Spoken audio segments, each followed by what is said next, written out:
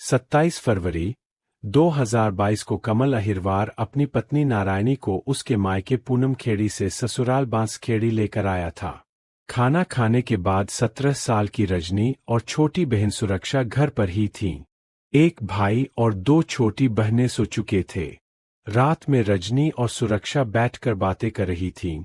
तभी किसी बात को लेकर मम्मी पापा झगड़ने लगे। पापा माँ के साथ मारपीट करते हुए कह रहे थे, तुम 1 साल से घर क्यों नहीं आई? उनको झगड़ते देख हम दोनों बहनें हाथ जोड़कर गिड़गिड़ाते हुए पापा से कहने लगी, पापा मत लड़ो, मम्मी को मत मारो। लेकिन पापा ने हम लोगों की एक न सुनी। इसके बाद माँ को घर के अंदर ले गए और लाठी डंडों से पीटने लगे। माँ ने बचाव की बहुत कोशिश की।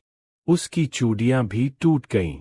जब वह थक कर गिर गई तो पापा उसके पेट पर बैठ गए और किचन से मसाला कूटने वाली पत्थर की लुरिया लेकर आए और माँ के सिर पर मारने लगे। पापा ने गुस्से में कई वार किए। माँ के सिर से खून निकल रहा था। देखते ही देखते माँ मर चुकी थी। 17 साल की रजनी अहिरवार उस रात की कहानी सुनाते हुए सिसकने लगती है। कहती है, काश पापा ने हमारा गिड़गिड़ाना सुन लिया होता, हम 5 भाई बहन आज अनाथ जैसी जिंदगी न जी रहे होते। माता पिता में किसी का भी सहारा नहीं होने से रिश्तेदारों की मेहरबानी पर 5 बच्चों की जिंदगी गुजर रही है। नारायणी की हत्या के बाद कमल अहिरवार को जेल हो चुकी है। अब 17 साल की रजनी अहिरवार अपने साथ 3 छोटी बहनों और 1 भाई की परवरिश कर रही है। ऐसे ही दूसरे मामले में मां की हत्या के जुर्म में पिता को उम्र कैद हो गई। गुना जिले में ही 17 अगस्त 2022 को धरनावदा इलाके के महू गांव का रहने वाला शैतान सिंह लोधा अपनी ससुराल पठार महल्ला आरोन में था। उसकी पत्नी प्रीति लोधा भी वहीं पर थी। शैतान सिंह अपनी पत्नी के चरित्र को लेकर शक करता था। 17 अगस्त की रात को शैतान सिंह ने गला दबाकर पत्नी की हत्या कर दी। कोर्ट ने 1 मार्च 2023 को 6 साल के बेटे की गवाही पर पिता को उम्र कैद की सजा सुनाई है। अब मासूम अपनी बहन और बुजुर्ग नानी के साथ आर्थिक सहायता के लिए दफ्तरों के चक्कर काट रहा है। एक तीसरे मामले में अशोकनगर में अक्टूबर 2022 में मुंगावली की अजीज कॉलोनी में एक महिला रिंकी पाल की संदिग्ध अवस्था में मौत हो गई थी। पुलिस ने जब सख्ती से पूछताछ की तो पति लेखराज पाल ने चरित्र पर संदेह के चलते हत्या करने का गुनाह कबूल कर लिया। बताया जाता है कि वह पत्नी का मोबाइल चेक करना चाहता था। इसी को लेकर दोनों में विवाद हो गया। मोबाइल छुड़ाते हुए पति ने महिला का गला दबा दिया। घटना के 6 दिनों पहले ही महिला ने बच्ची को जन्म दिया था। मां की हत्या होने से 6 दिन की मासूम बेटी के सिर से मां का साया हट गया। अब पिता जेल में है और 5 महीने की बच्ची की परवरिश का संकट खड़ा हो गया। गलती माता पिता की। पिछले कुछ महीनों में ऐसे मामले लगातार बढ़ते जा रहे हैं जिनमें माता पिता की गलती की वजह से अपराध होने से बच्चे बेसहारा हो रहे हैं। मध्य प्रदेश के गुना जिले में ही ऐसे 44 केस है। वहीं अशोकनगर जिले में 15 और शिवपुरी जिले में 30 केस इस तरह के हैं। गुना में हाल ही में 2 ऐसे मामलों में कोर्ट का फैसला आया जिनमें पति अपनी पत्नी की हत्या के आरोप में जेल जा चुके हैं।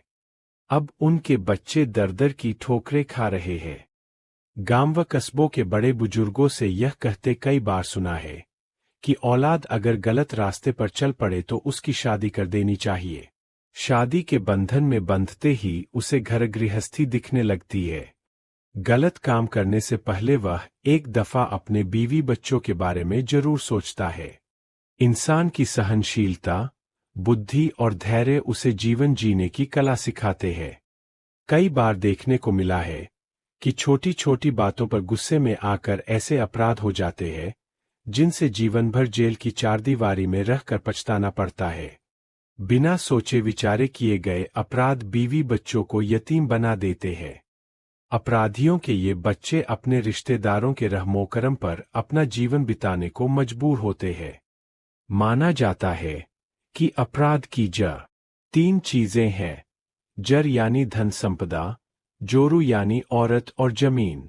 धन दौलत की चाह में लोग बड़े से बड़ा अपराध करने से नहीं हिचकते, भले ही अंजाम कुछ हो।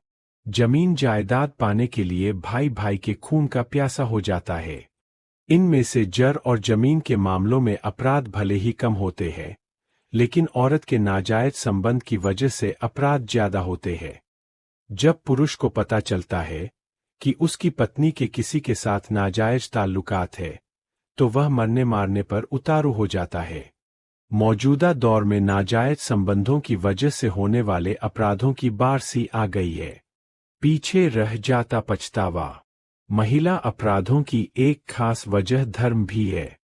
धार्मिक कथाकहानियों में यह सीख दी गई है कि महिलाओं पर पुरुष कितना ही जुल्म करे, मगर उसे पति को परमेश्वर मानकर चुप रहना चाहिए।